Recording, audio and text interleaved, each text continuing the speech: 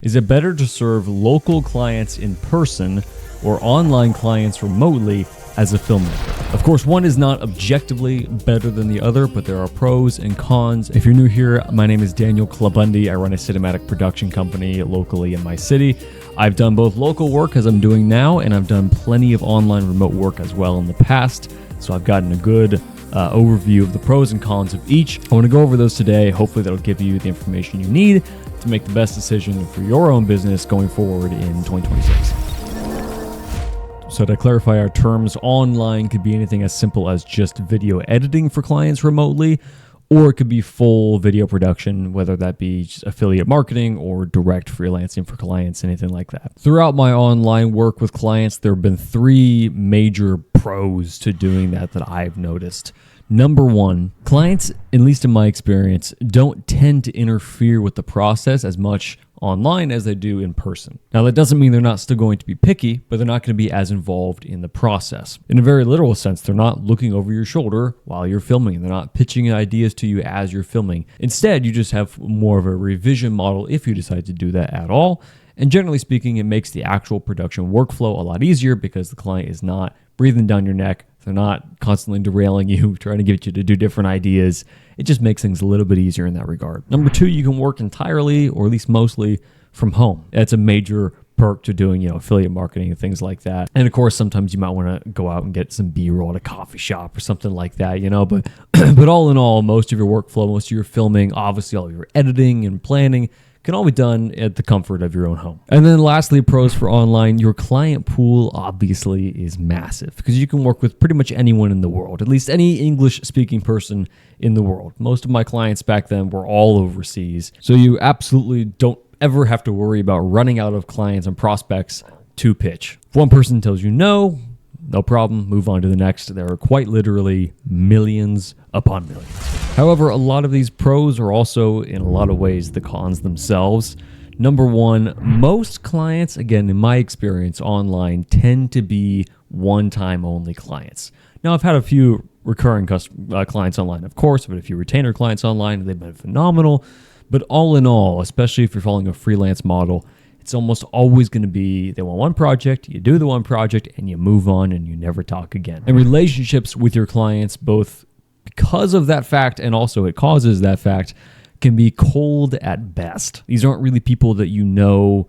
They're just kind of people you text, basically. Maybe you call on occasion, but this isn't someone you know. It's not someone you interact with, and vice versa. There's not that element of trust and human connection there, and it can make things difficult, or at the very least, you're not as invested in each other. So like I said, they're more likely to just move on once you complete the project, and they're way less likely to give you referrals and recommendations, which is the cause of, for me, yet another problem, which is that cold outreach is basically required for this kind of work. Now, if you excel at cold emails and cold calls, more power to you.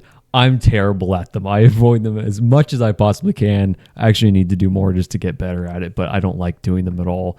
And if you're doing online work, that's kind of your main way of getting new customers. Obviously, you can run ads. Yeah, you can do like Fiverr and whatnot, but Fiverr is finicky sometimes. So generally speaking, you're going to have to do the cold emailing, cold DMing, plenty of cold calls. Not something I enjoy, not something most people enjoy. I don't know anyone who really enjoys doing that. So if you're doing online work, be prepared. You're going to have to do some of that. Communication can be tricky as well. Like I've mentioned, you're mostly texting back and forth with these people, maybe Zoom calls at best. And so a lot of it gets lost in translation across those platforms. And the client will want one thing, but you thought they wanted a different thing.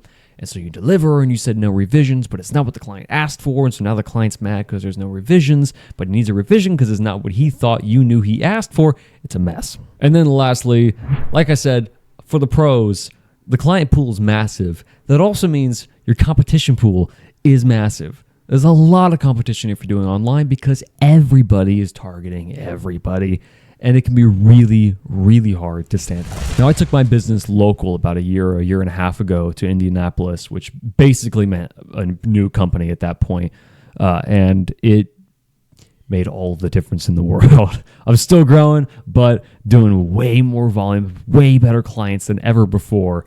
Things are going great. So I've had a blast doing local work. I greatly prefer it, but It's not perfect. I got some problems here as well. Let me run through the pros first real quick. Number one, clients are usually recurring, and so your relationships with those clients grow and get better over time, which makes everything better. You get a sense for what they want in each video, so you don't really, the communication becomes easy. You have a sense for what does your client want. Your client has a sense for what you have in mind, and you get this good synergy going, and it works really, really well. And because you have this good relationship with them, you are much more likely to get referred by them to their friends, colleagues, anybody they meet, and word of mouth is going to spread rapidly because it's in one local area, which means if you do a good job and you have a good relationship with your clients, before long, your entire town, your entire city knows you by name, knows your company by name, because they've heard it from everybody they know because, well, it's a small world. Word travels fast, especially if you have good relationships with your clients. And connected to that, of course, there's also limited competition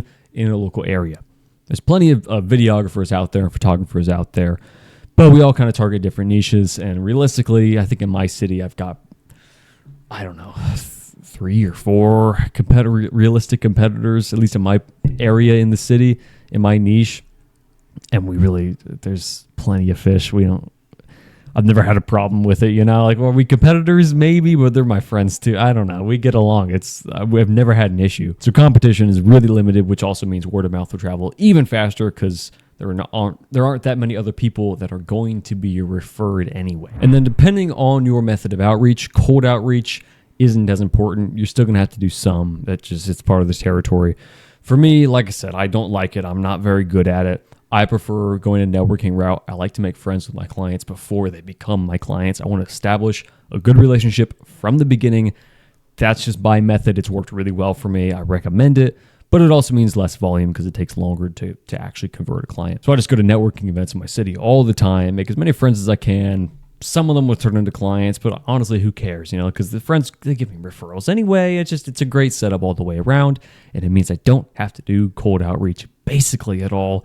And that's nice. And if this local area is something that you've lived in for a while and you already know people, there's a good chance that you are already connected with your first client. If you're just starting out, you haven't gotten a first client yet, you might already know your first client. You've probably got friends, family members, coworkers, friends of family members who would be interested, and because they have a connection to you, especially if you're in a smaller community, it's kind of a done deal. They're going to hire you. It's a really easy in to your first client. And that gets the ball rolling. That means, you have proof of work now. You've got a reputation now. Word can now travel. Really easy to get started. As for local cons, of course, it's a limited customer base. So you might run out of prospects and leads within your niche. So you might have to explore multiple niches. So I target luxury, premium brands because I do cinematography. They're kind of the only brands that need it. But that means I target, cigar lounges, tailor shops, restaurants, hotels, car dealerships. Like I've got the whole bunch of different niches that I have to target because, there might only be like 5 or 8 big cigar lounges in my city at most.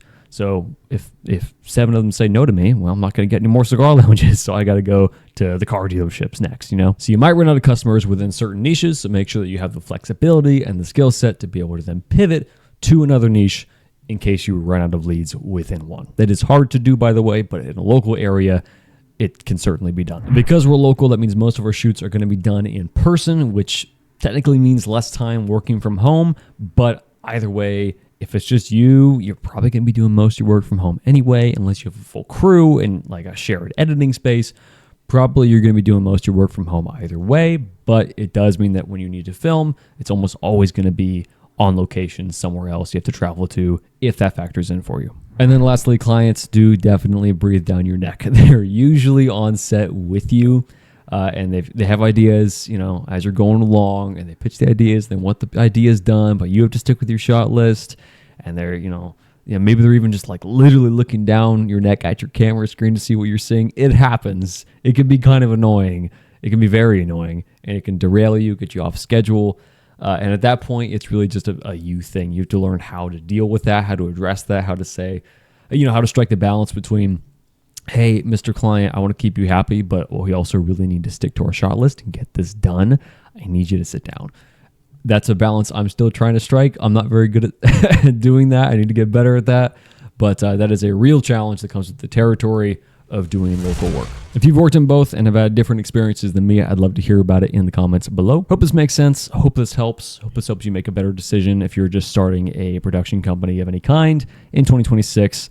I recommend local work, but that's just me. Make the best decision for you.